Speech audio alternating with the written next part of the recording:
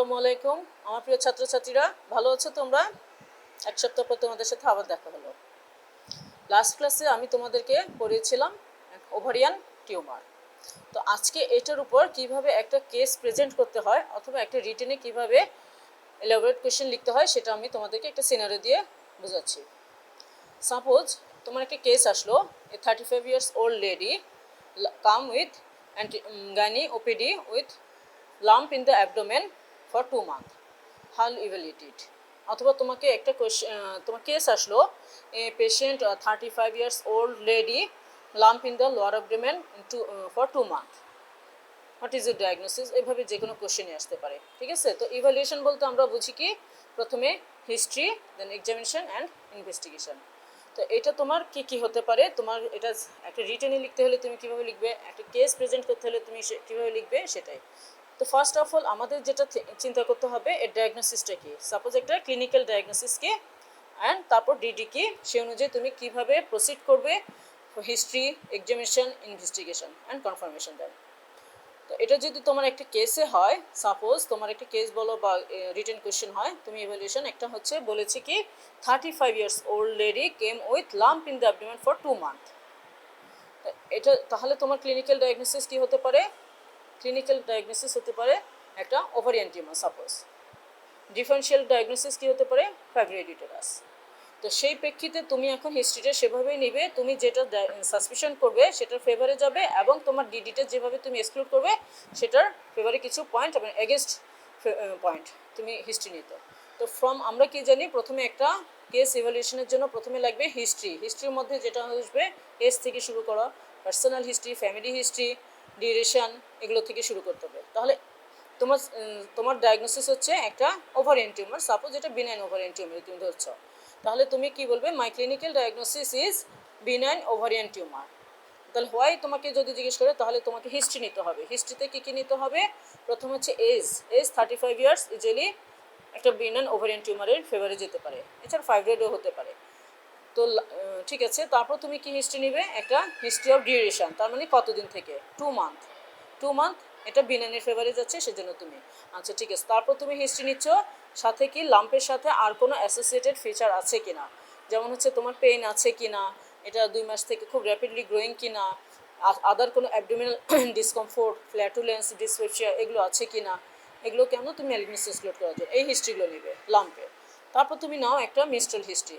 Mistral হিস্ট্রিতে Mistral কোনো abnormality আছে কিনা, সাধারণত ফাইব্রয়েডে ম্যানোরেজিয়া থাকে, তো তোমার যেহেতু ডিডি ফাইব্রয়েড তাহলে তোমাকে এখানে ম্যানোরেজিয়া এক্সক্লুড করতে হবে। এছাড়া আর কি কি হিস্ট্রি নিতে হবে তোমাদেরকে?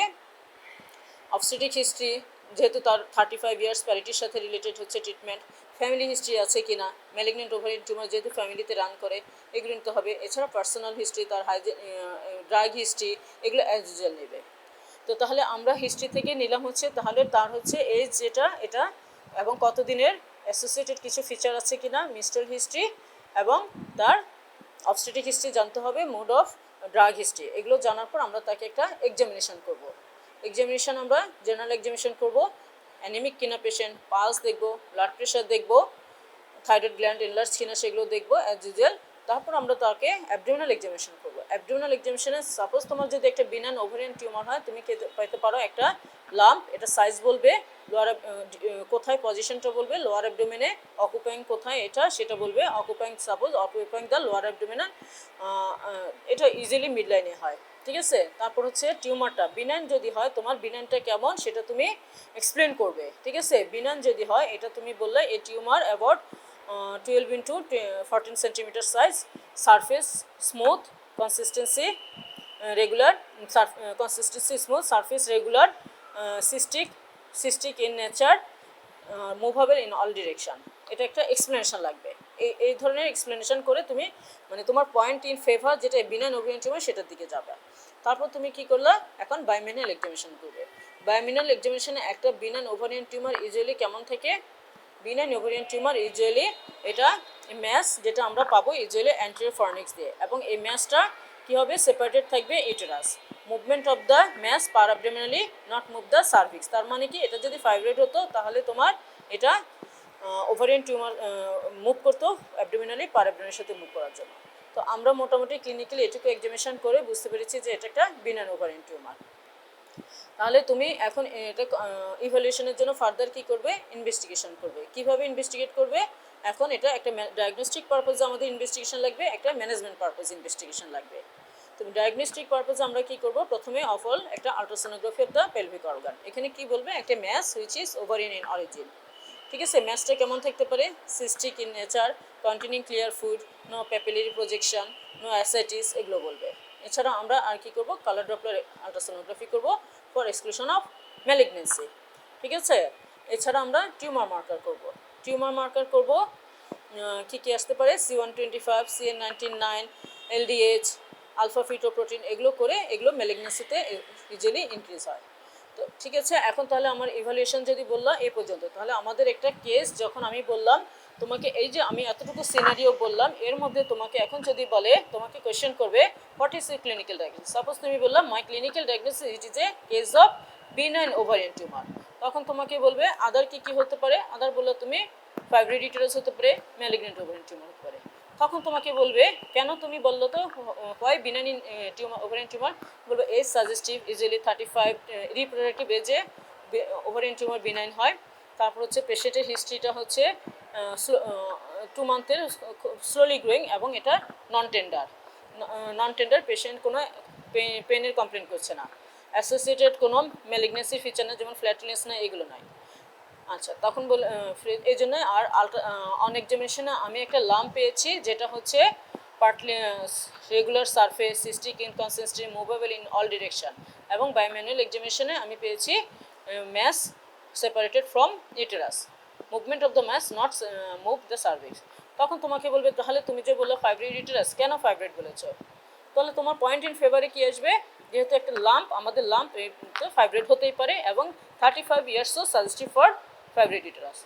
Y you did not fibroid uterus, কেন তুমি ফাইব্রয়েড ইউটেরাস বলছো না, তাহলে তখন তুমি বলতে পারো যেহেতু আমার পেশেন্টের ফাইব্রয়েড ইউটেরাসে ইউজুয়ালি ম্যানোরেজের হিস্ট্রি থাকে, এই পেশেন্টের ম্যানোরেজের হিস্ট্রি নেই, এর জন্য। আর এছাড়া এক্সামিনেশনে আমি ফাইব্রয়েডটা পাবো কেমন, একটা ফাইব্রয়েড সাধারণত ফার্ম ইনকনসিস্টেন্সি থাকবে, ইরেগুলার সারফেস থাকবে, মার্জিন ইরেগুলার থাকবে, তারপর হচ্ছে movement of the mass usually side to side দিক থেকে বাট অ্যাবভ ডাউনওয়ার্ডসে রেস্ট্রিক্টেড থাকবে, এবং বায়োম্যানুয়াল এক্সামিনেশন করলে ফাইব্রয়েডে ম্যাসটা সেপারেটেড থাকবে না, ইউটেরাসের সাথে কন্টিনিউয়াস থাকবে, এবং আমাদের যদি মুভমেন্ট অফ দ্য ম্যাস সার্ভিক্সকে মুভ করবে, দ্যাট মিনস তাহলে এটা ফাইব্রয়েড। এছাড়া আমি কনফার্ম করব সোনোগ্রাফি করে।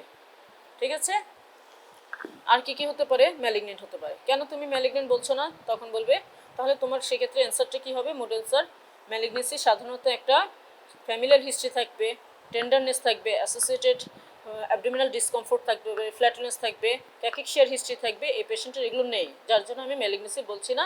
এছাড়া অন এক্সামিনেশনে পেশেন্টগুলো অ্যানিমিক থাকবে, ম্যালনারিস থাকবে, পার অ্যাবডোমিনাল এক্সামিনেশনে ম্যালিগনেন্সিতে যেটা হচ্ছে পার্টলি সিস্টিক, পার্টলি সলিড হতে পারে, ইরেগুলার সারফেস, হার্ড ইনকনসিস্টেন্সি থাকবে, তারপর সারাউন্ডিং স্ট্রাকচারের সাথে অ্যাডার থাকতে পারে, এবং আমি এটা বায়োমিনাল এক্সামিনেশন করলে এই ম্যাসটা সেপারেটেড নাও থাকতে পারে, অ্যাডার থাকতে পারে, যেহেতু আমাদের এটা একটা সারাউন্ডিং স্ট্রাকচারের সাথে অ্যাডার। আর এছাড়া আমরা গ্রুপ পেতে পারি, এবং আমি কনফার্ম করব আলট্রাসোনোগ্রাফি উইথ কালার ডপলার দিয়ে। ঠিক আছে, তাহলে তোমার নেক্সট যেটা, তাহলে আমার ইভ্যালুয়েশন হয়ে গেল, আমি ইভ্যালুয়েশনের জন্য সোনোগ্রাফি করলাম। এখন তোমাকে নেক্সট তাহলে ম্যানেজমেন্ট পারপাসের জন্য কোশ্চেন আসবে, how will manage this case. তাহলে তুমি বলবে যেহেতু আমার ডায়াগনোসিস এটা একটা benign ovarian tumour, age 35 years, I will admit the patient, counsel with attendant, then for management purpose I will do some investigation. Management পারপাসে তুমি যে ইনভেস্টিগেশনগুলো সেটা হচ্ছে complete blood picture, blood grouping, RS tapping, তারপর হচ্ছে serum creatinine, SBS, AG, RBS, এছাড়া ECG, chest X-ray. Next question আসবে, তাহলে তুমি এটা কীভাবে ম্যানেজ করবে, এখন management upon the condition of the patient. As patient is 35 years, parity not 35 years, it depends upon the আপনার ওপেনিং।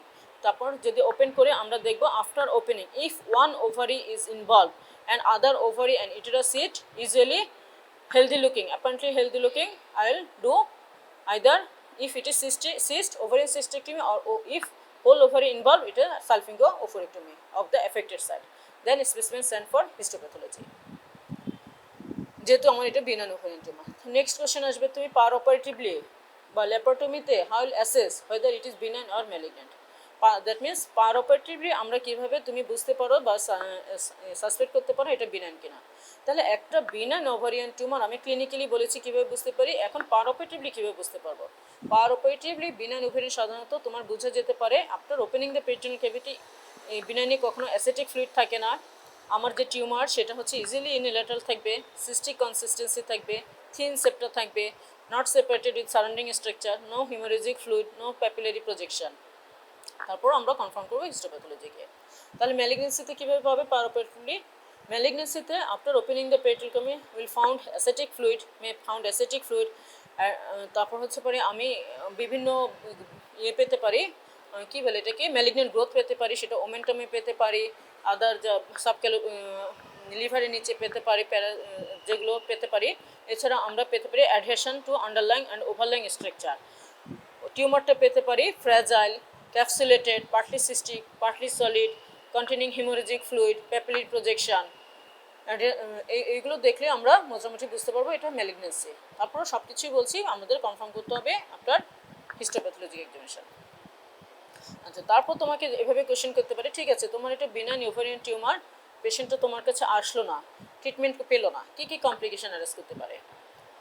তাহলে যেহেতু এটা বিনাইন ওভারিয়ান টিউমার, তোমার অপারেশনগুলো হতে পারে it's maybe go to malignant transformation, torsion, that means twisted ovarian tumour হতে পারে, ইন্ট্রাক্যাপসুলার haemorrhage হতে পারে, tumour rupture of the ovarian tumour হতে পারে, অ্যান্ড আলটিমেটলি ইনফেকশনও হতে পারে লং টাইম। তো তাহলে তোমরা বন্ধুরা বুঝেছো, এখন তোমাকে একটা লাম্প যদি আসে সেটা তুমি কিভাবে ইভ্যালুয়েশন করবে এবং পরবর্তীতে ম্যানেজ কিভাবে করবে, এবং এটা দিয়ে তোমার মোটামুটি একটা পরীক্ষা চলে যেতে পারে। ঠিক আছে, তোমরা বুঝতে পেরেছো? কোনো কোয়ারি থাকলে আমাকে নেক্সট ক্লাসে জানাবে। ঠিক আছে, আজকে এই পর্যন্তই।